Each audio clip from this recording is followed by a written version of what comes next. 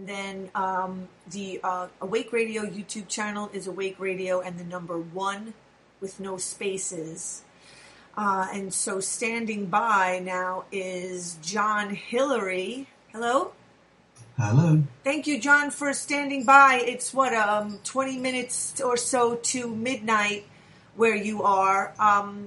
You're the executive director of War on Want. Yes. You're the author of The Poverty of Capitalism, Economic Meltdown, and the Struggle for What Comes Next.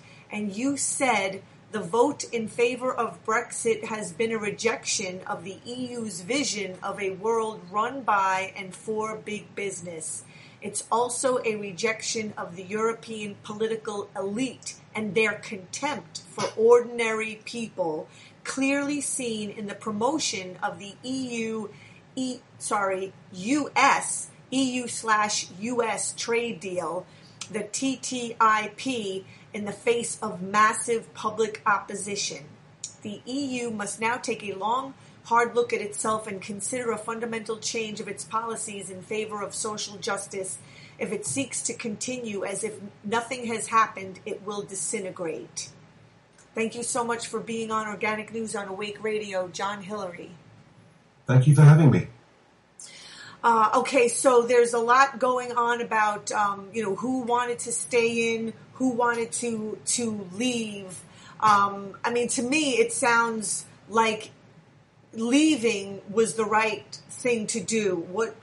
And from what you're saying, you think the British people leaving, the vote to leave was the right thing. Well, to be honest, it was a very, very difficult decision for a lot of people who believe in a better future here in the UK. Because on the one hand, we really wanted to be part of a joint international movement to try to create a Europe and a better world beyond Europe, which was based on social values, shared common causes, a sustainable future with environmental boundaries properly respected. So the idea of doing that with our sisters and brothers across Europe is fundamentally a very attractive, a very appealing proposition. But the problem was that that's not what we've been offered. We've been offered a European Union which is not based on that social mission. It's based on an economic and monetary union which only delivers for the 1%. And what you're seeing now is a huge number of communities being completely left behind and being cut out of any of the benefits of globalization or of progress. And it was those people who really were the unexpected voters in this referendum, because they turned round and said to the experts, to the elites, to the politicians, we don't believe any of your promises anymore, and we're going to vote against you as a protest vote, but also as a cry for a more positive alternative. And so I think that's really what's at the heart of this. I personally was very sad in some respects, the way in which the vote went, because I would love to be part of a social Europe. But on the same side of things, it's quite clear that that social Europe was not on offer.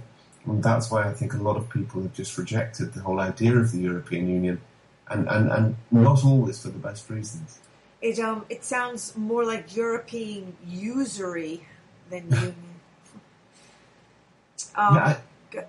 That's right to some extent. I mean, I've worked for the last 20 years on the European Union policies, particularly the European Union's relations with the rest of the world. And it's become really clear to me that we mount these huge campaigns to try to bring the European Union institutions back into some form of harmony or balance with the requests and needs of the European people. And even when we win the occasional victory, it doesn't stop the juggernaut, this huge, great force of trying to give more power to business, more power to capital, and take power away from ordinary working people. And I think that that's really the problem. For us particularly, we saw with the example of Greece last year. Greece was going through a horrific economic and social meltdown. Real nightmare type experiences. And they went to the European Union institutions and said, look, please, we need to have some relief in this horrible situation we find ourselves in. We need to have some debt relief so we don't have to keep mortgaging off everything we have. And the European Union said to the Greek people, forget it. You are not going to have anything but the most bitter experiences. And I think people were really shocked by that these unelected, unaccountable bureaucrats could turn round and condemn an entire people to long-term poverty and intergenerational disaster. And I think that's really at the heart of the problem. I just wanted to read a little bit about, and you can give your take on if this is accurate or not, exactly what the European Union is, and it's on Wikipedia. I don't, know exactly how accurate it is, but it says it's a politico-economic union of 28 member states, now it's 27, that are located primarily in Europe, an area of 4 million. It goes on to give the square miles, an estimated population of 508 million. It has developed an internal single market through standardized system of laws that apply in all member states. EU policies aim to ensure the free movement of people, goods, services, and capital within the internal market, enact legislation in justice and home affairs, and maintain common policies on trade, agriculture, fisheries, and regional development. Within the Schengen area, passport controls have been abolished, and a monetary union was established in 1999 and came into full force in 2002, and is composed of 19 EU member states which use the euro currency. It goes on, but I'll just kind of stop there. Basically, the powers that be they want just all of this free trade with no regulations whatsoever. That's right. That's been one of the most recent directions of travel of the European Union, because in the past it was an economic and monetary union, the idea of it being a place where business could trade between different parts of the European Union in exactly the same way as businesses in the US can trade between different states. So if you're a business in California and you want to trade with, Washington State or Texas or whatever, you can do that without facing any of the tariff barriers which would face you if you wanted to trade with China. And so that was really part of the rationale behind the European Union. But it wasn't just about a customs zone or a free trade area. It was also about a social project which would balance the needs of people with the interests of business. And that's where regulation came in, because you'd regulate the market, you'd manage the market so that it would both serve the interests of people and of business. And the problem is that over the past few years, the European Union has begun to veer very, very dramatically towards the interests of business and not take any more account of the interests of society, of people, or the environment. And that is exactly as you say, this deregulation, this idea of removing all of the standards and the rules and the regulations which have been so important for us. Because we as people, as society, we like there to be good environmental regulations so that our rivers don't get polluted. We like there to be good public health regulations so we can be sure that when we eat something from the supermarket, it's not going to poison us. These are good things. And unfortunately, the European Union is increasingly saying, yeah, they may be good for you as people, but they add burdens to business, and we want to remove those regulations. And that's part of the imbalance that is currently being experienced inside Europe. Everyone has to live and work within the laws of nature. I mean, it's as if they just don't want the laws of nature to apply to them. Well, that's right, and of course we know that already we as a population on this planet are living well beyond the bounds of nature. And I think part of the real concern that people have is that the European population of over 500 million, as you say, is responsible for consuming far more than its actual merited part of the national consumption of the planet. So we are in a situation where we are living as if we had more than one planet to live on. And so that's really problematic for future generations. But again, if you don't have the political will to tackle those problems head on, then you're storing up real disaster for the future. I mean, I guess there is no limit to corporate pursuit of, whatever they're pursuing, profit or, they sound pretty just intoxicated and, at this point they're beyond the word addiction. And if the amount that they have is not enough by now, I mean, it'll never be enough. I mean, they have so much as it is, and it's just more and more and more. I mean, so I give credit to these people for voting no. I mean, it's amazing that they even had a vote and that their voices were heard in saying no, because, right, in Greece, they said no and they were not heard. And I think you're absolutely right. And I think that's part of the problem, that when the Greek people said no, and they were told by the European Union institutions from Brussels that they couldn't say no, I mean, it was an extraordinary moment. And the president of the European Commission, which is the central, the sort of federal body which oversees all of the European Union countries, he said, you cannot mistake your dreams for the reality. You're making a confusion here. In reality, he said, there can be no democratic choice against the European treaties. And everybody thought, whoa, what, you're saying that actually you are stronger than our democratic rights? And that really, really raised a huge question mark in the minds of many people here over the legitimacy of the European Union in the future. It's pretty blatant. That's a pretty blatant statement to make, seeing is that it's actually the opposite, and they're the ones that are not living in reality. Absolutely right. And it wasn't just this guy who's in charge of the unelected body of the European Union. The man who is the head of the European Parliament, which is, if you like, our European equivalent of Congress, he said the Greek people had no right to elect a government which was not going to do what Brussels, the Central European Union institutions, told them to do.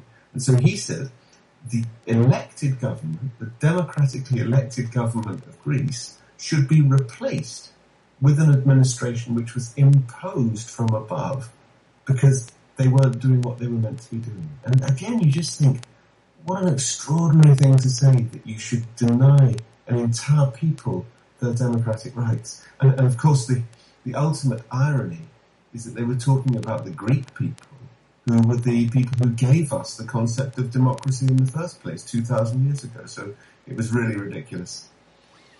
I just wanted to move to your website, The War on Want, and one of the articles about Brexit.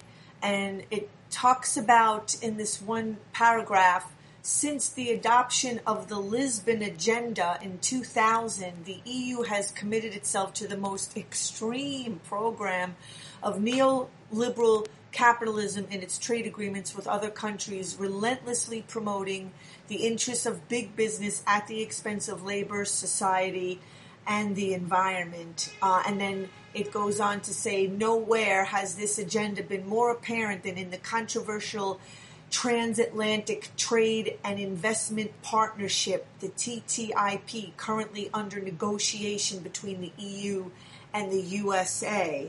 A lot of people, even here in the U.S., I don't know if, I've heard of all this stuff because I'm always out, filming protests and things like that. So talk about the TTIP. Definitely. I mean, you're right. A lot of people haven't heard about it on both sides of the Atlantic, whether in the US or indeed in Europe. It's a secret deal. It's being negotiated behind closed doors. And it was announced, first of all, by President Barack Obama back in February of 2013 when he delivered the State of the Union address.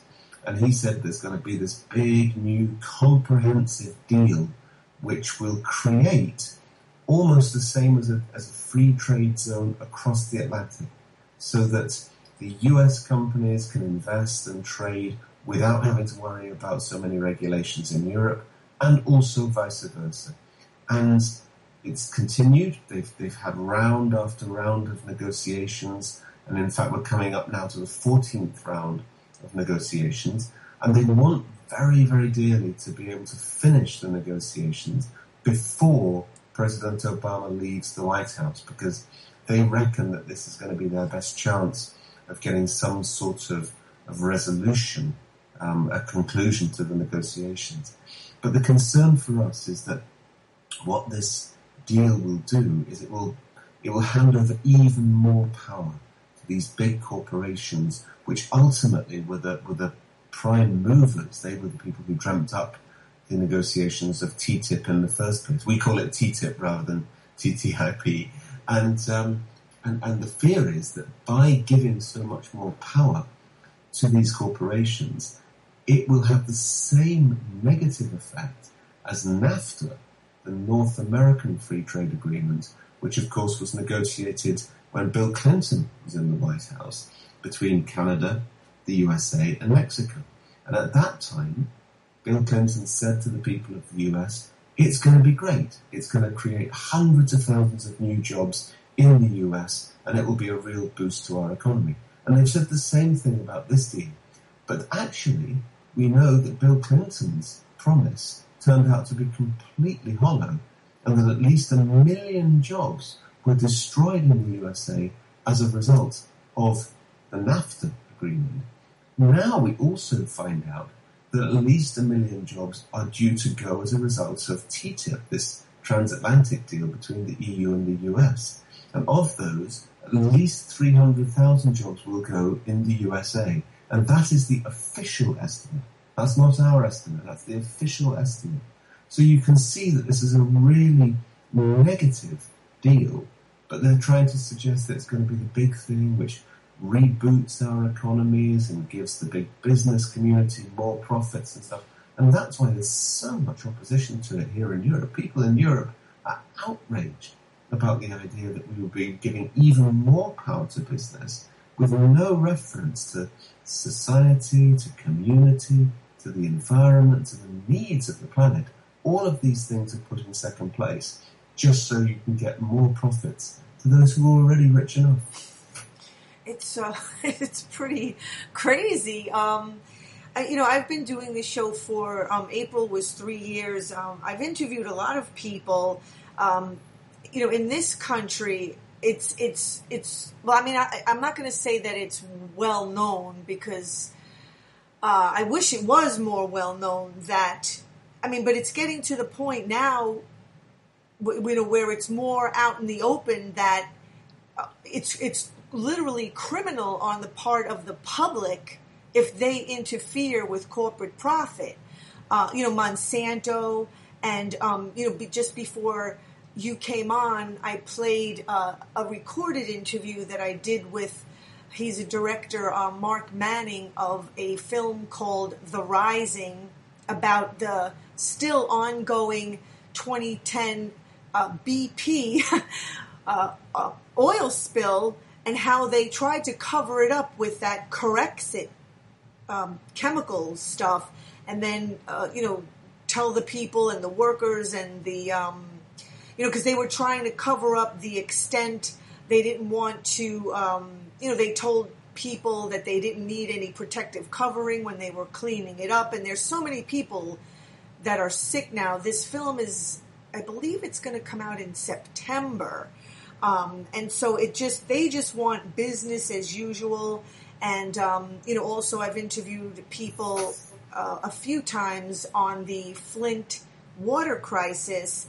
And even though it's clear that it's not working for the people, I mean, people are getting ill, the corporations or even the city, the governor, nobody gets held accountable, nothing changes. They just continue with this sort of business as usual mentality. Like, how dare the planet get in the way of corporate profit? I think you're absolutely right. And what's interesting is we do quite a lot of public debates and public meetings, in churches or town halls or community centres around the country. And people are aware of this imbalance, I think. More and more people have heard of these stories, whether it be BP or Monsanto or, more local disasters as well.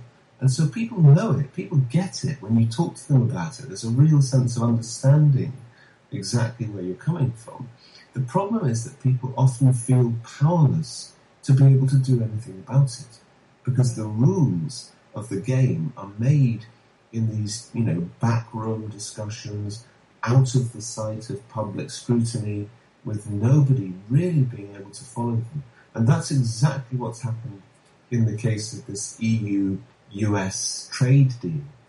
It was only really in the last few weeks that there was a big leak of the actual text of the documents which are being negotiated. And for the first time, we were able to see in black and white exactly what was being traded away by the negotiators. Apart from that leak, we're really just ending up guessing at what's going on behind closed doors. So it's too late when you find out what's actually happened. You find out that your representatives, whether you be in the US or in the European Union, have actually sold off a whole lot of your own rights to hold corporations to account. Right. And I think that that's really part of the problem now, that people have lost faith in their own representatives to stand up for our rights rather than just handing over those rights to big business. It's the top of the hour. I was going to bring in now Robin Hahnel, Professor Emeritus at the American University, best known as a radical economist and co-creator of post-capitalistic economic model known as participatory economics. His 10 books include The Political Economy of Participatory Economics, Princeton University Press, and he just wrote the piece Brexit Establishment Freakout, which states it's comical to watch the establishment on both sides of the Atlantic panic over short-run economic damage due to market overreaction, because any danger of this is due to their own negligence. So here we go with Robin.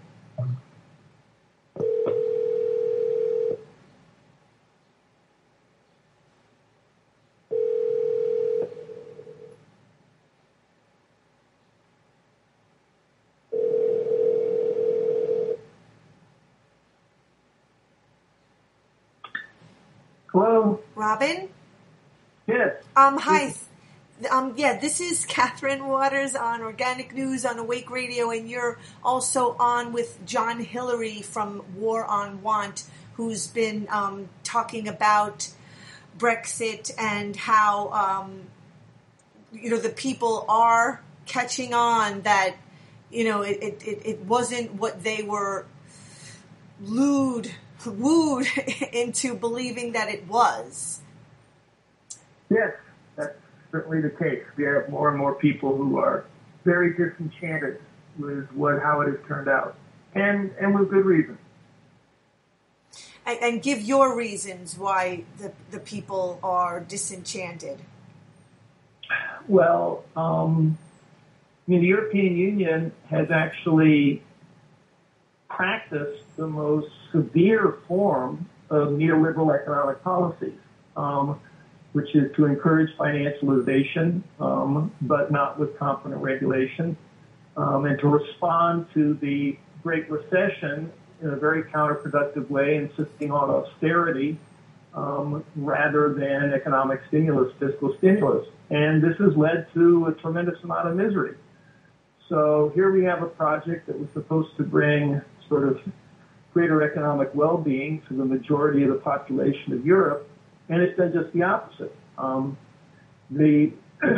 It's had the effect of, empowering multinational corporations and sort of a privileged elite, but at the expense of the vast majority of citizens. So people are fed up, and they also are disinclined to listen to establishment spokespeople from political parties, pundits in the media, who keep telling them, well, that this is all inevitable and it's all for the good, when their own experience is that it's exactly the opposite. So that's what's going on.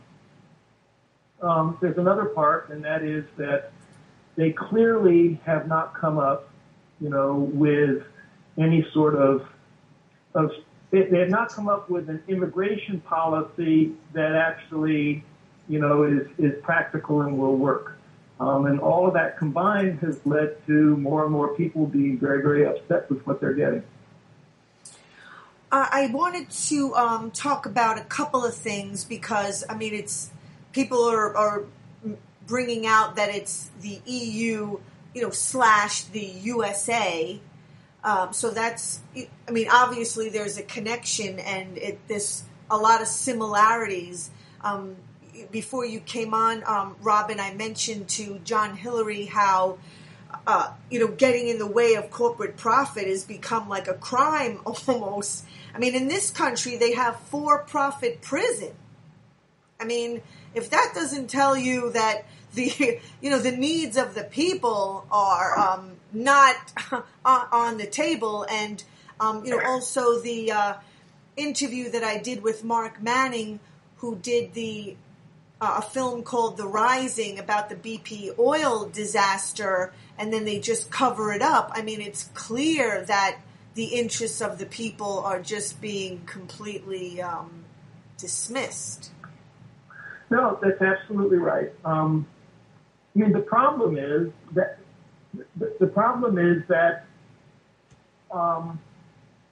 you have discontent. You have discontent that is completely justified, but both right-wing and progressive forces, are attempting to take advantage of that. So part of the response, in Brexit, and you see this in the United States, you have an increasing percentage of the population that is unhappy with establishment economic policies and immigration policies. And so you have the Trump campaign out there with a lot of steam behind it. That's basically taking it in a reactionary way. And you have the Sanders campaign that's, been taking it in a progressive way. And in the Brexit vote, it's almost as if there was something put on the ballot that allowed both the people who Trump is appealing to and the people Bernie's appealing to all vote the same way. That is, say, I am voting against the establishment because I don't like what's happening. John, Hilary, did you want to comment? Yes, I think I agree absolutely with that categorization, the idea that indeed this is about both sides being able to rise up, whether from a progressive or a regressive, more reactionary point of view. And it's actually something which we're seeing not just in the Brexit vote and in the run-up to the presidential elections in the USA, but we're seeing it also across the other countries of Europe, where you're finding that the traditional parties of the political elites are losing out in country after country. And in their place, you're seeing the rise of some very nasty far-right parties. So we think of countries like Germany, where there's now the beginning of a far-right party again coming up, of Greece, where the Golden Dawn was very, very strong, of France, where the National Front is very, very worrying, because these are all far-right parties. But then on the positive side, you begin to see the emergence of a much more hopeful progressive vote, which is challenging the old parties from the left. And particularly you think of countries like Spain, where they've just had the general election this weekend, and Podemos, the left-wing vote which came on the basis of a social movement from Spain, has again been very powerful. You think also of Ireland, where Sinn Féin has been powerful. You think of countries also like Greece, where the Syriza party actually formed the government and tried to hold the European Union to account but failed. So, it is a very interesting time where the centre of politics is being hollowed out, and in its place you're being given this really dramatic choice between, on one side quite socialist parties, and on the other side proto-fascist parties. And I think that makes this current conjuncture in our particular time of politics really an important challenge, that we can push people in the right direction so they don't take refuge in the parties of the far right, but actually see a more hopeful future in the parties of the progressive left. I wanted to... go ahead. Sorry, Robin. I completely agree. If you take a look at the political scene, it's a remarkably similar process that's going on everywhere. Center-left and center-right establishment political parties have been losing ground everywhere. In a place like Greece, that meant that the two center-right and center-left parties literally disappeared from the map, and Syriza was able to come to power. In the United States, you see the strongest challenge to the Democratic Party establishment, in 50 or more years with the Sanders campaign, and you see a Republican Party that is literally in shambles. And now you look over in England, and the Conservative Party is in shambles, and the Labour Party has decided to make this into another fight, over fighting over the soul of the Labour Party. Is it going to be with Corbyn, or is it going to be turned back over to the Blairites? So there is a lot of political fragmentation and reorientation of political maps going on. That's partly what makes the Trump campaign so scary. That if he is able to paint Hilary, and this is what he's going to do, he's going to paint her as the pro-establishment candidate.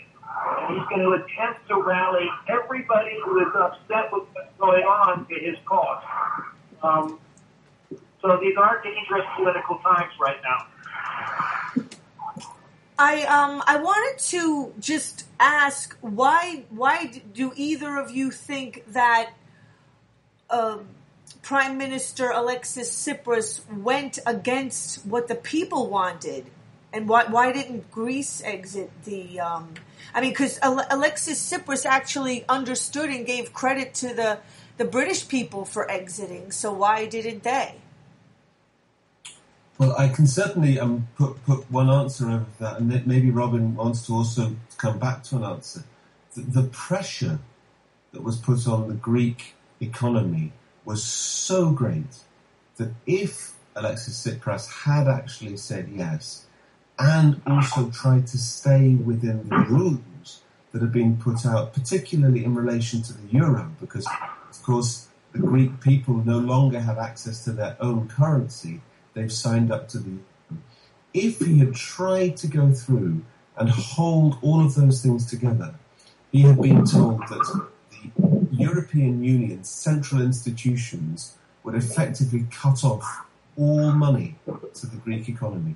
And it had already got to a stage where people would go to try and take money out of the bank, and they would be told, there is no money. And you can imagine that sudden sense of absolute panic which takes over a people when suddenly you're told there is no more money in the banks. So you have no longer got anything to buy food with, to buy drink with, to buy anything with. suddenly you are destitute.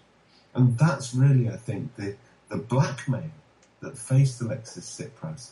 Now, we would say there was one obvious way out of that, which was to exit the euro. They didn't have to leave the European Union. They just had to get out of the euro as a currency. But that politically was very difficult for Tsipras, it seems, because in Greece, the concept, the mythology, if you want, of joining the euro was incredibly strong socially and politically. So to reverse that would have been an absolutely massive step. But many, many commentators are now saying that that was the step we should have taken, even if it would have provided a huge amount of crisis in the short term. That would have been enough to have given Greece a chance to come out of its depression and really see about building to the future again. So it's a very complex problem, but ultimately the Greek people were held to ransom by the European Union, which just said, if you vote against us, we will crush you. And that is what really people have been so outraged about. Robin, it sounds like you're in New York City. But I know.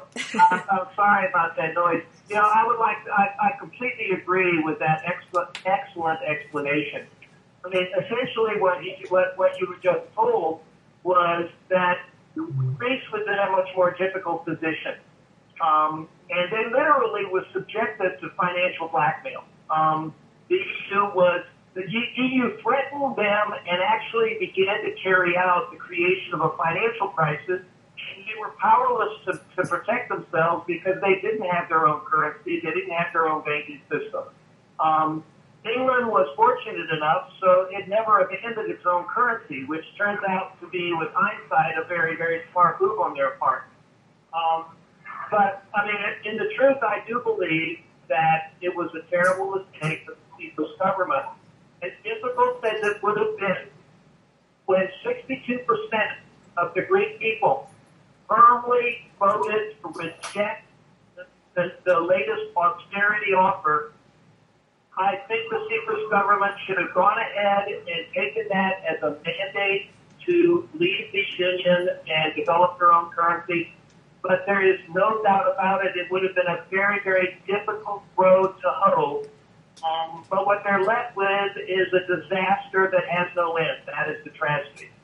Why are they letting Britain leave if they threatened Greece from leaving? I mean, was Greece just already in such a desperate situation that they kind of, had the poor Greek people in just their backs up against the wall?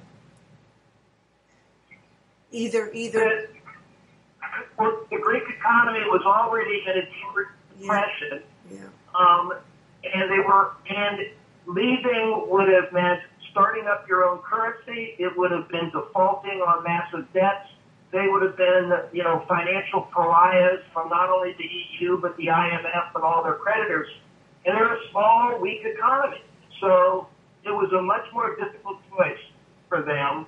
And in the case of Great Britain, they're not leaving the monetary union, which would have been, leaving the monetary union is much more destructive and problematic, and they were never in the monetary union, so they are simply leaving the EU. That's what they voted just to do. John Hilary, did you have anything to say?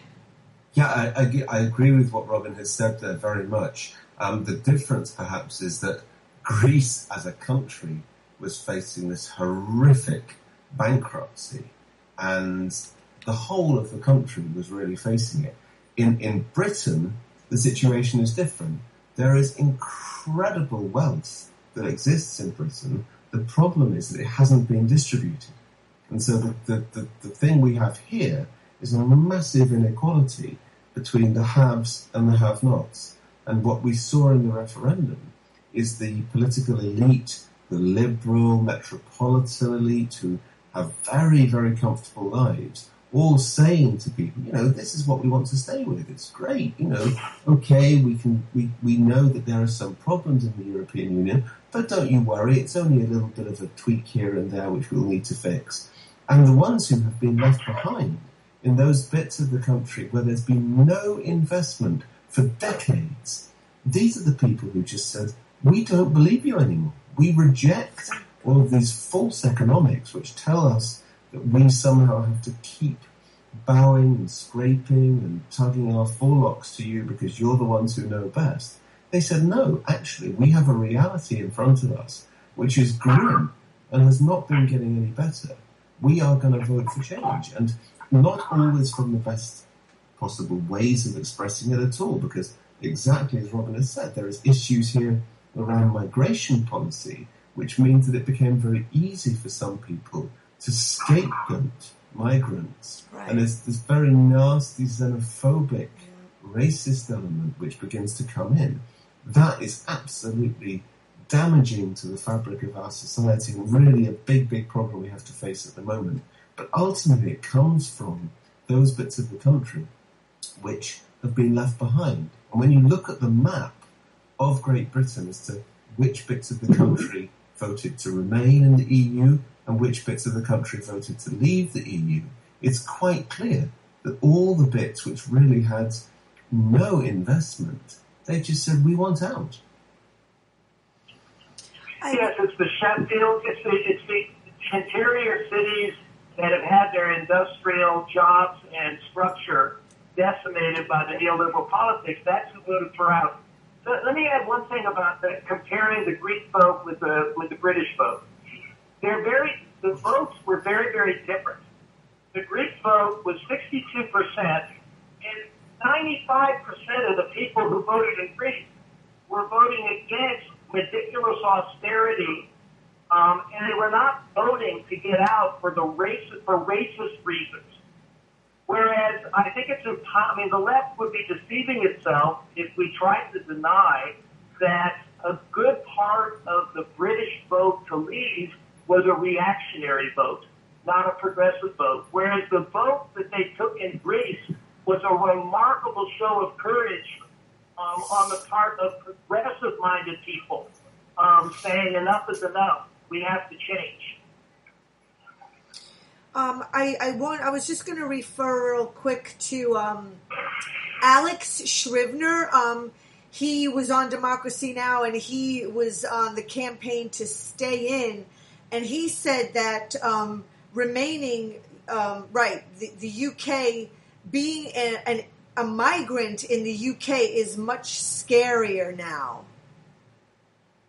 Yes, and unfortunately that is absolutely correct. And the reason for that is that the campaign, which was run on both sides actually, was a campaign of trying to sow fear in the electorate. So on the one side, for the campaign which was trying to get people to leave, the majority of those in the campaign used what we would say is the race card. They played the race card, trying to say to people, we can take control of our own borders again, a little bit like what you hear from Donald Trump. And the idea was that would whip up some sort of xenophobic frenzy and get people to vote against the EU. On the other side, the campaign for remaining in the EU also used what they called Project Fear. And they said to people, if you vote to leave the EU, the economy is going to tank, it's going to collapse immediately, we'll have to have an emergency budget, we'll have to raise taxes, we'll have to cut public spending, all of the investment will go, the jobs will go, basically you'll have to sell your children. And ultimately, this hasn't happened. Each side was lying. Each side was using the fear tactics to try to inspire the voters. Right, and all it's done is it's meant that Britain is now a deeply divided and very unpleasant place because everybody is now living with the legacy of that fear tactic. And if you are a migrant in this country, you have the added fear that you are in the minority and the majority can seem as if they're turning against you. So there's a lot of extra work being done here to say that actually we do not believe that migrants are the problem here. We believe that the lack of proper distribution of wealth, the lack of investment, and these appalling austerity programs, they are at the root of the problem, not any additional migrants or the contribution, in fact, that migrants make to the economy. We need to get that right. When you say migrant, I mean you mean the refugees. No. There's quite a big distinction here because within the European Union, within the 28 member states of the European Union, one of the key principles is that there should be the free movement of labour. So again, this is like somebody moving from, I don't know, North Carolina to Massachusetts or something like that to work. And that has been one of the key features of the last 15 years, that there has been quite a large influx of migrant labour from countries like Poland or Romania or Bulgaria into Britain. And it's that migrant labour which has caused some of the problems where there's been absolutely no investment in places, because people, rather than blaming the government, because that's sort of a more hidden issue, they will blame the migrants because they've become a much more present and a much more obvious issue. The refugee problem is slightly different because, of course, the European Union has pushed away the refugees coming from Syria, from Afghanistan, from Eritrea, and almost sort of kept that problem from breaking into the heartland of the European Union. And certainly for the UK, there's been very, very little in terms of actual refugee populations reaching the UK at all. I just wanted to say that I think, you pointed on a key issue is that the people who should be held accountable are never held accountable, which is why I believe the vicious cycle always continues. I mean, you have to get to the root of the problem, and as long as the people blame each other instead of those actually causing all the problems, things just continue. But, in the case of Britain voting to leave, I mean, there's always going to be pain in any kind of, I'm just going to use the word divorce. Divorce is painful, but, hopefully people, they know when to get out and they go through the pain and then, recovery is the goal. And yes, I think that's absolutely right, Catherine. I mean, obviously we're in very, very early days of the divorce here. Some of the people in the European Union are saying, well, it's a divorce, but actually these two people were never really in love in the first place. Yeah. So there's a little bit of a sense of that, because Britain's history has always been slightly on the edge of the European Union. But I absolutely agree with you. We have got to make sure that we come through this difficult period and rebuild unity and start actually pointing the finger at the real underlying causes of the problem, rather than allowing certain sections of society to become scapegoats. Right. And that's really what we're seeing at the moment. Because it's easier. Everybody does what's easier. You got to start doing what's a little harder. When you do what's harder instead of always what's easier, then at least you start chipping a little bit into the problem. That's absolutely right. But that really is part of the responsibility of organisations, political parties, trade unions, everybody who actually engages in political education, to start digging underneath the surface and saying to people, there is a reality which is more important and more integral to the problems than just the symptoms that you see on the surface. Right. I also think you put your finger on an important point, which is that this was a massive vote against the establishment, and the establishment will now use this Brexit as an excuse to deflect criticism from its own policy. Right.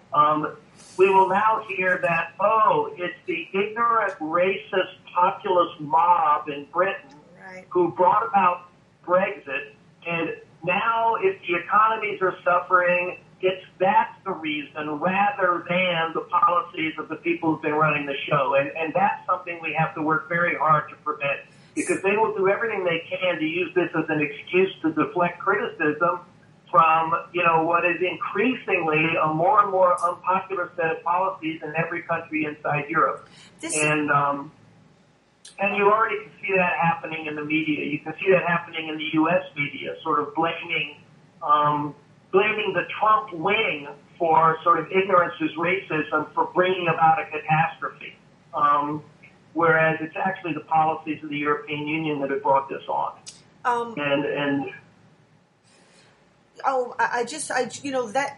That's in my opinion, that's what the real economy is. It's that psychological tactic that the powers that be use, and that's why the people need to really be on the lookout for that, because that's how they cleverly pass what I call it the psychological debt.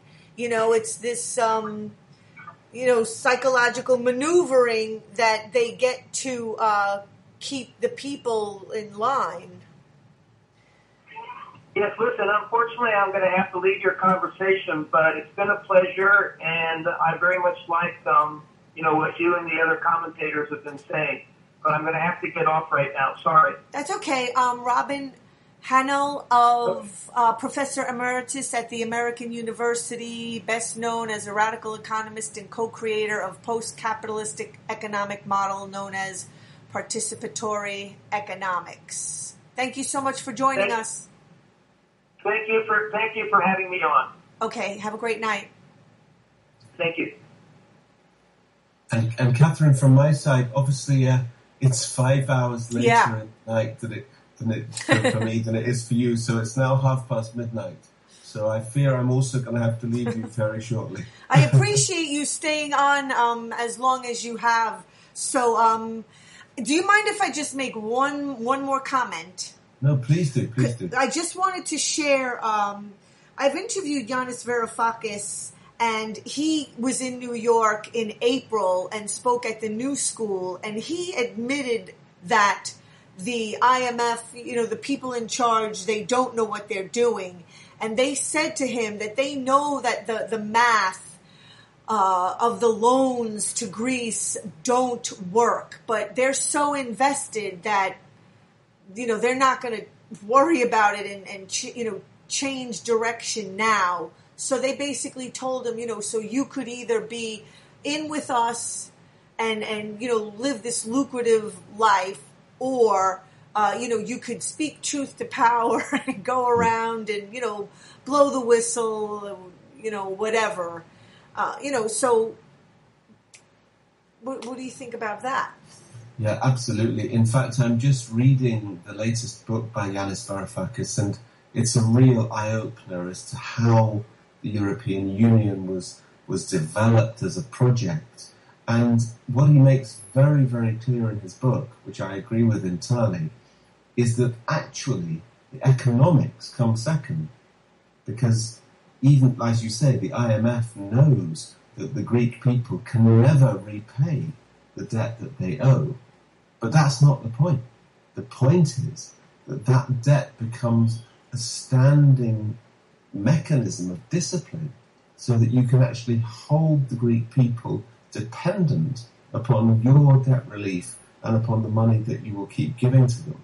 And that is exactly what we saw in the 1980s and 90s, when you had the control by European and US and Japanese and North Americans, the control of the majority of countries in the poorer parts of the world.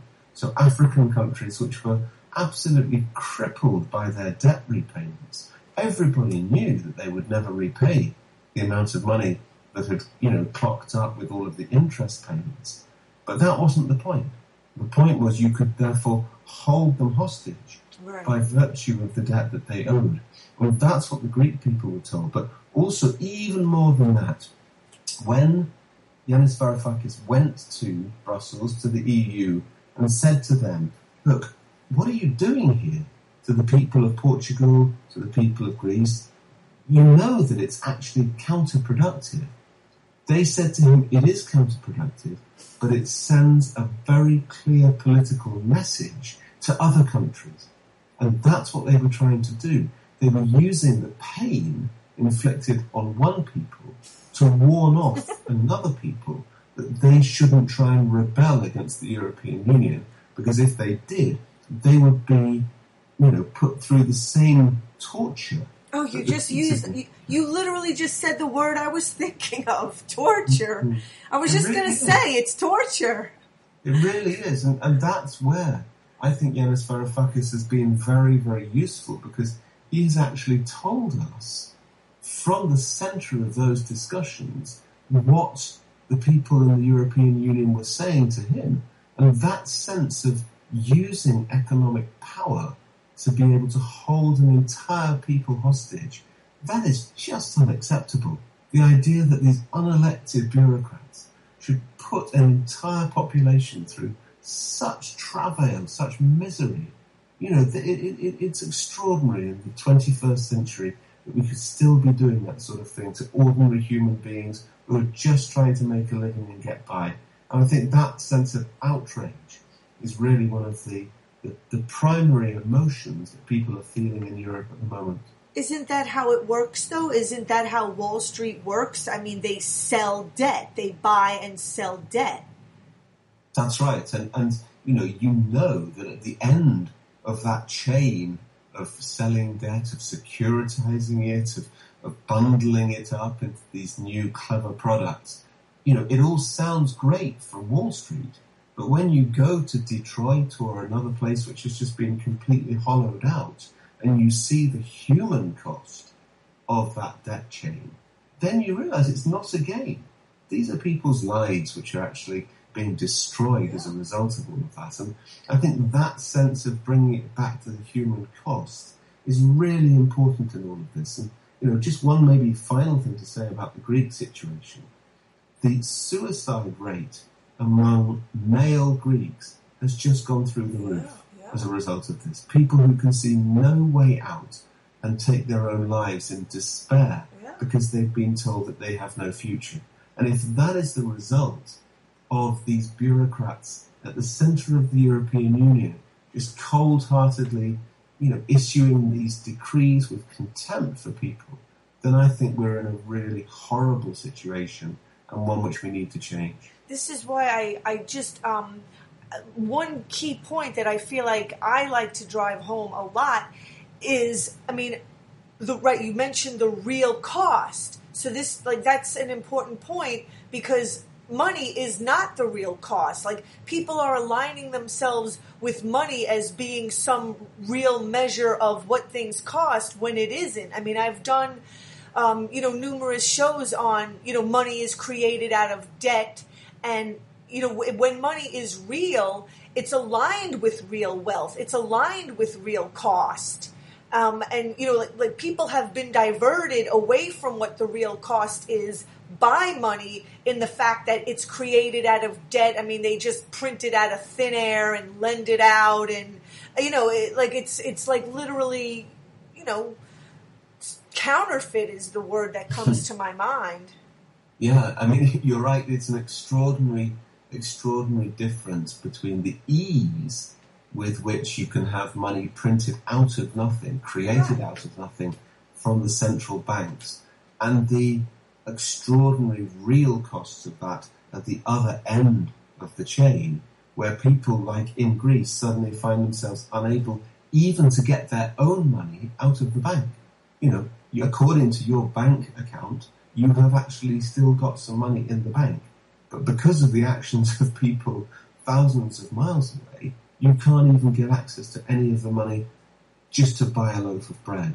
And I think that massive imbalance in power and the inhumanity of these systems That's the thing which we've really got to tackle if we've got any chance of turning around our world and making it into a proper, fair, just society again. Yeah, the powers that be want the people to believe that their system is the real system and the real cost is not the real cost. I mean, it's, it's pretty scary.